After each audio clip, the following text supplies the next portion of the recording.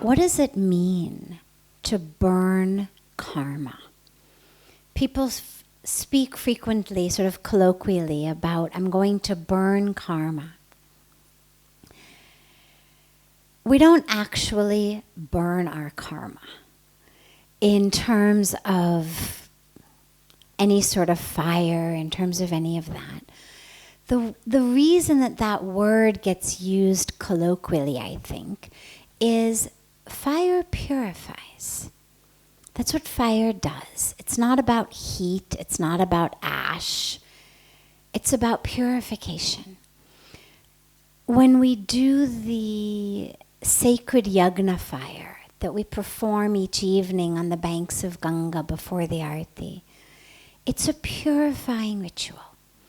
We offer into the yagna, into the fire, all of that within us, which needs to be purified.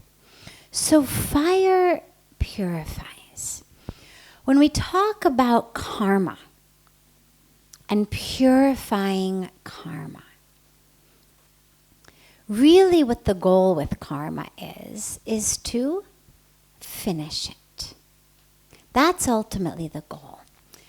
So let's move from just the concept of burning karma, because really what it means, I think, as I said, I think the term came in just colloquially. Of course, the traditional terms are all in Sanskrit. As English-speaking people have come in, we've taken these terms and have put them colloquially into our own language. When we talk about burning karma, it means finishing karma. Burning through the karma. Perhaps the word is also used because sometimes it literally burns. Getting through our karma is not always fun.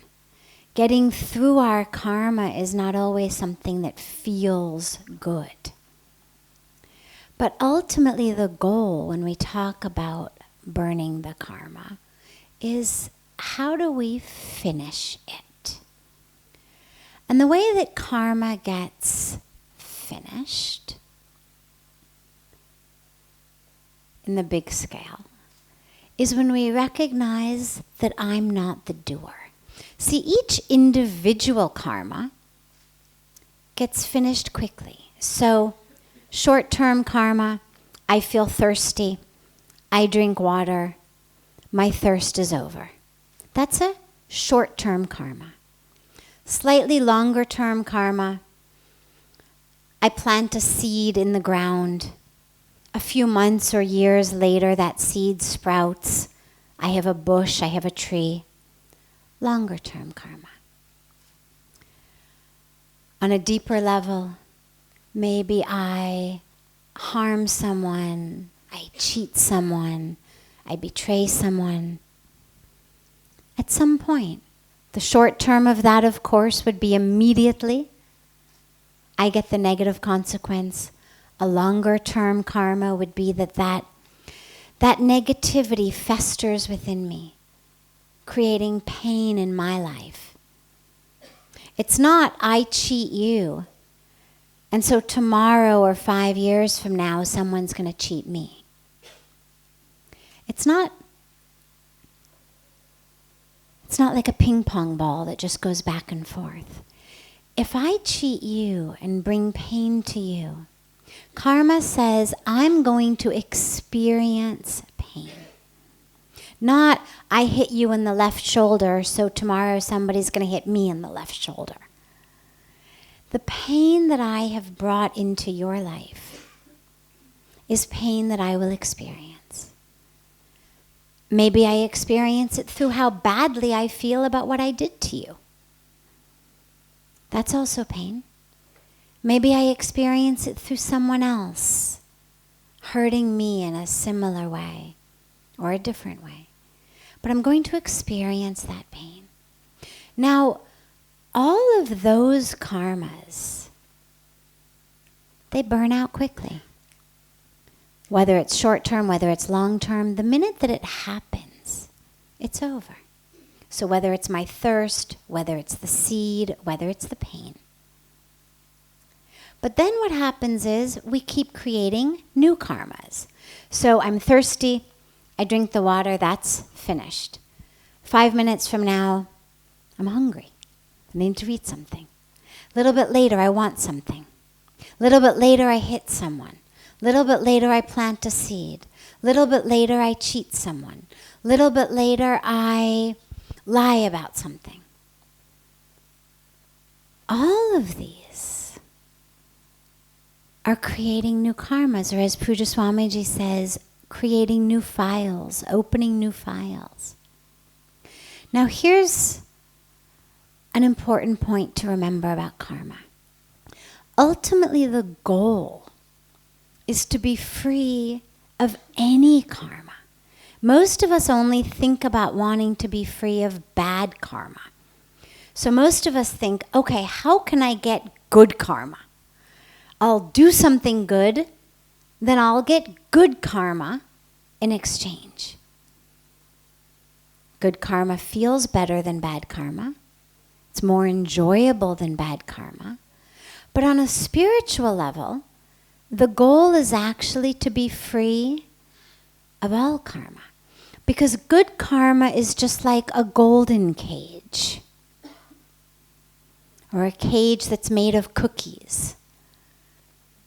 Okay, so it's golden or it's sweet, but it's still a cage. And the point is to be free. The point is not how beautiful of a cage or expensive of a cage or a good feeling of a cage can I be in. A silk cage. Oh, every time I rub up against it, it feels very nice. But it's still a cage. So, yes, we would like to move from having bad karma, which brings pain to us.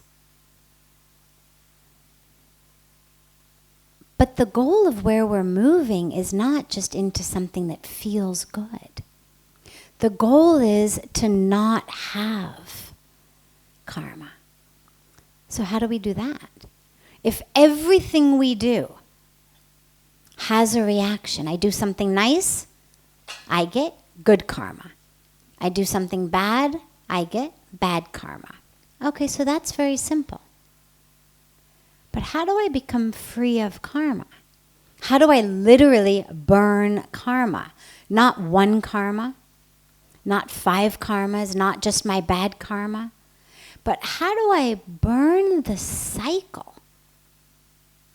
Because in the Indian tradition, we're taught that the reason we come back, life after life, the reason we keep taking birth in form, is because we have karmic fruit that we are left to get. Now, yeah, of course, fruit that's sweet is nicer than fruit that's sour. But if I'm going to keep having to come back to get the fruit, then the simple fact that it's sweet is not the solution. I don't want to keep coming back. That's what the philosophy is. The philosophy is that ultimately we should break free of this cycle of having to come back. The body is seen as the cage. We are the soul. The boundless, ceaseless, infinite soul. The body is seen as the cage. Now, before I get into how to break free of that, I want to just mention that Pujya Swamiji does always say that we can find freedom here in the body. We can find that moksha, we can find that liberation, find that heaven or nirvana, or whatever word or concept we use, here in the body. Mostly in India, people think only after I die. When I die, I'll get moksha. When I die, I'll attain liberation. But he always reminds us, we can have it here in the body. It's not the body that's the cage. It's the mind that's the cage. And that's a very important distinction. The mind, of course, or the brain, may be physical. Sure, we can cut it, we can look at it under a microscope, we can measure it with our tools and machines and equipment. But it's not my arm that's the problem, or my leg that's the problem. It's not my arm that decides to pick up the cup and throw it at someone and hurt them. The thought begins in my brain. If I don't have a thought in my brain that says, how dare that person? I don't like them. I'm going to throw something. My hand would never just pick up a glass and throw it. So the problems begin actually in the mind. It's the mind that gets angry. It's the mind that experiences jealousy. It's the mind that has desires that it wants to be fulfilled, and so it's prepared to do whatever it needs to get its desires fulfilled. It's the mind that holds resentment, grudges, that wants somebody to suffer. It's the mind that holds on to our identities, that says, this is who I am. So it's the mind that actually keeps us bound and chained, not the body. So with the mind then, how do we really become free of the karma? Well, what it is said is that when I realize it's not me who's doing the actions, but I realize that I'm just a tool in the divine's hands, then I don't get stuck with the karmic fruits. Because first, of course, we think, well, I won't act. If every act is going to bear fruit, if every seed gives me a tree and that tree gives me fruit, every action has a reaction, well, then I just won't act. But in the Bhagavad Gita, Lord Krishna explains very, very clearly, and with no room for doubt, that the answer to karma is not don't act. You could sit here on your hands, you could close your eyes and close your mouth, put earplugs in your ears. But that's not going to prevent you from accruing karma. And there's two reasons for that. One is our mind is still on, and the thoughts are where it all begins. And the second is not fulfilling your duty, not acting, is just as much action as acting. So if we are sitting here and suddenly somebody tragically falls down and is gasping for air, and nobody does anything, that act of omission, that not acting, accrues just as much karma for us as acting would have. If I act and try to help, that's good karma. I've done something good. Whether I'm able to actually save the person's life or not is not in my hands. But simply by acting, by trying to help, by doing my best, by having sincerity, that's the right action. And if I can do it knowing that I'm not the actor, that I'm just a vessel, then not only have I done good action, but I haven't even accrued any binding karma because I've done it just as a vessel. Because sometimes when we do good things, usually, we think we are the actor. Oh my God, did you see me? I saved that guy's life. I was so good. I was so quick. I was so efficient. I saved the guy's life. Now, yeah, the action was good. The karma I get may be good. but it's still going to bind me. That ego is what binds us. The ego is kind of like an octopus, and it's got its arms, and they suck us. So, not acting doesn't save us from the karma. If somebody falls and hurts themselves and I don't help them, that not action is going to get me what we would call bad karma. I'm going to get the results of the fact that I didn't do what I could to help someone. If I make a whole bunch of money and I don't use that money to help people, and I just keep hoarding it, or I've got great skills, I'm very smart, I'm very artistic, I'm very creative, or I'm very efficient, whatever my skill may be, that's also resource and prosperity. It's not only money. Whatever we're given, if I don't use that to help others, it's like sitting here and watching somebody have a heart attack, or sitting here and watching somebody fall and suffer and not do anything. We're going to get the results of that non-action. And so Krishna clarifies that the only way to really be free of karma, of this binding chain of karma, is to remember, I'm not the actor. I'm just a vessel. Like I was saying last night about this microphone. The microphone is not, after I'm done, going to stand up and, take a bow and say, clap for me. And it's not going to tell people, oh my God, I was so smart. Did you hear what I said? Or if somebody sings beautifully, it's not going to say, oh wow, I was such a great singer. The microphone understands. It's just a tool. But we have to take it a step deeper. We all would understand that it's ridiculous for the microphone to stand up and take a bow, or for the microphone to say, clap for me. Because you would say, well, I'm the one speaking and the microphone's just the tool. But if you take it a step deeper, well, I'm also not the one speaking. I'm also just a tool. I'm being used the same way the microphone's being used.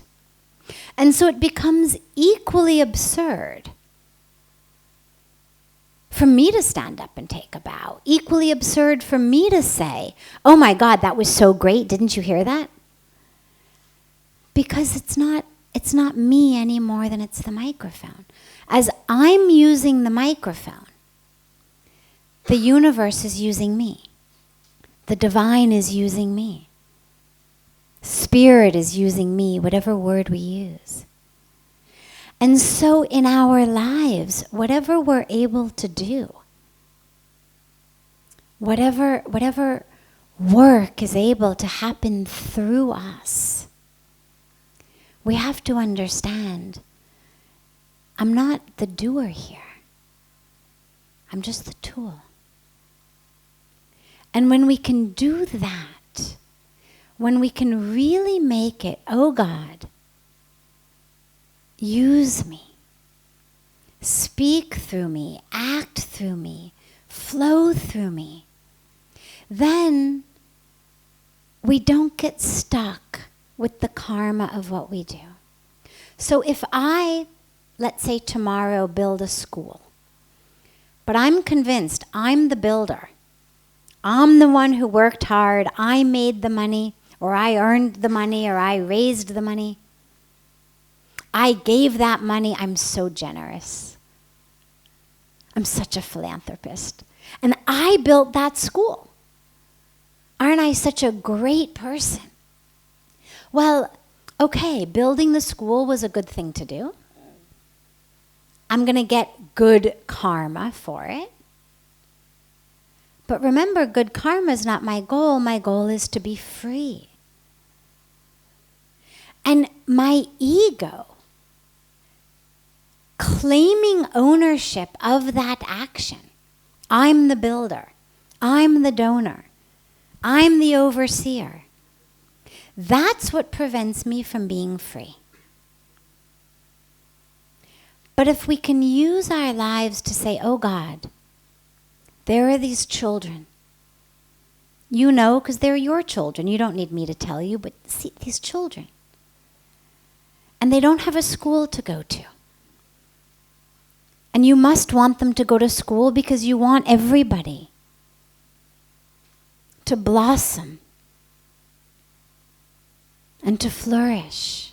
And so, oh God, can you use me in some way as a tool, however you think best, to bring a school for these children? Let me, my mind, my abilities, my presence, let me be a tool for that school that I know you want to be there. You see the difference in those two ways? So the first way binds me. It binds me to that good karma. The second way frees me, because it's not me that's built it. It's the universe that's built it. God that's built it. I've just been blessed to be a vehicle for the building. So that's the highest goal. And this is true in whatever we do, whether burning our karma is our goal, or whether enlightenment or spiritual awakening is our goal, whether peace is our goal or joy is our goal. Whatever our goal may be, the highest manifestation of that is freedom. Because if I'm not free, all the good karma in the world isn't going to make me happy.